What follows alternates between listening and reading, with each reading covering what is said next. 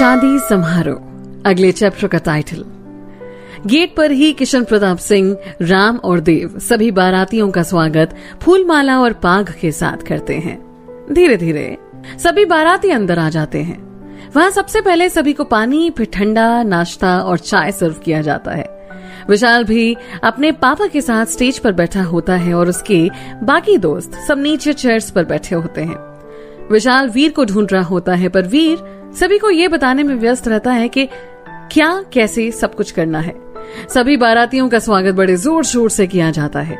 यहाँ सभी जयमाला की तैयारी कर रहे होते हैं।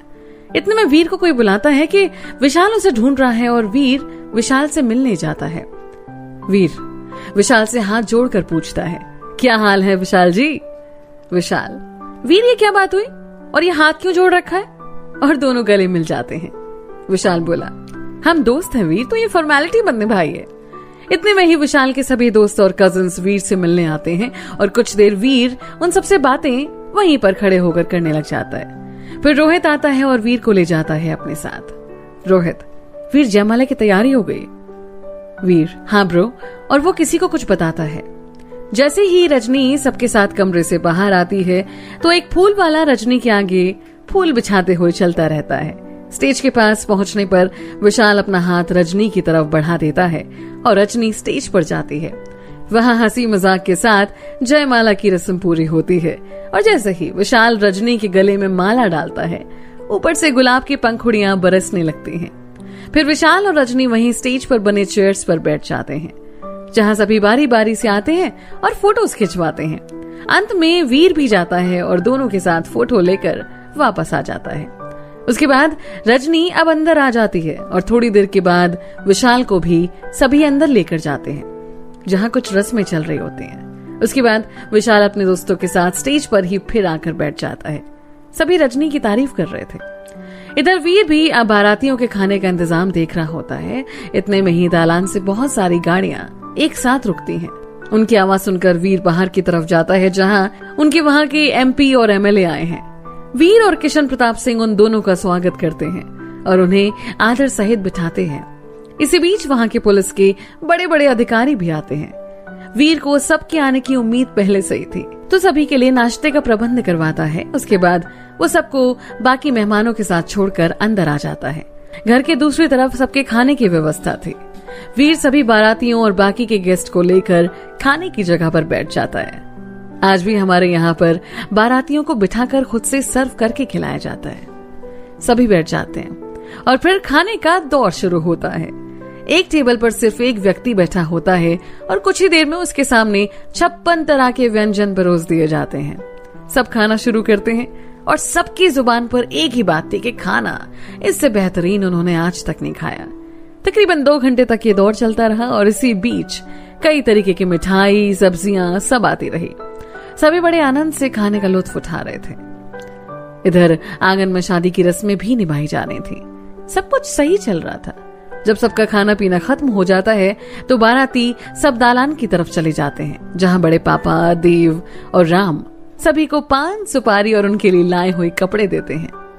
वहां से कुछ बाराती घर निकल जाते हैं और सिर्फ विशाल के रिश्तेदार और दोस्त वहां पर रुक जाते हैं।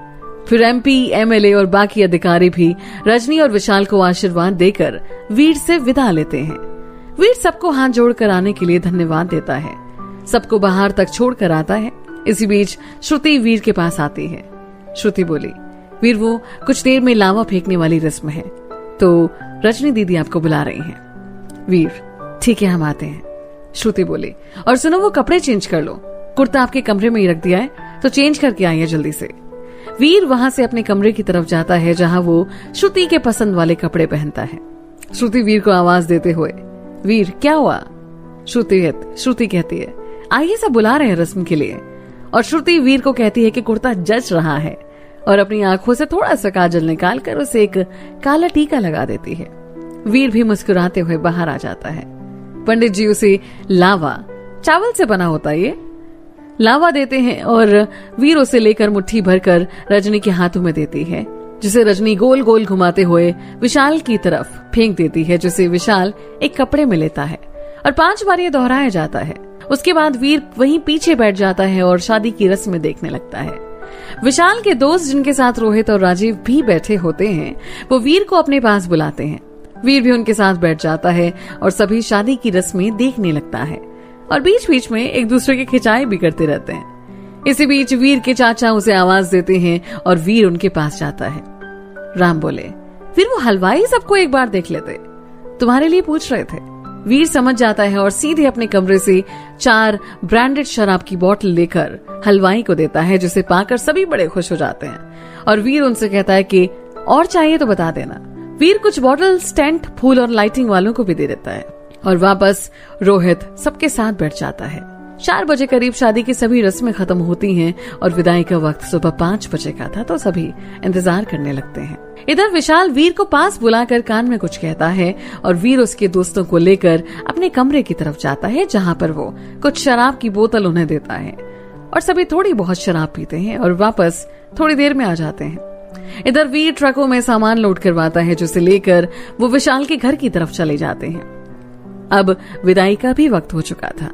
सभी की आंखें नम थी। साक्षी और प्रीति, इनका तो बुरा हाल हो रहा था रो रो कर। देव, बड़े पापा, बड़ी माँ, राम, बुआ जी, सभी की आंखें नम थी और आखिरकार विदाई का वक्त भी आ ही जाता है। रजनी सभी से लिपट कर रो रही थी।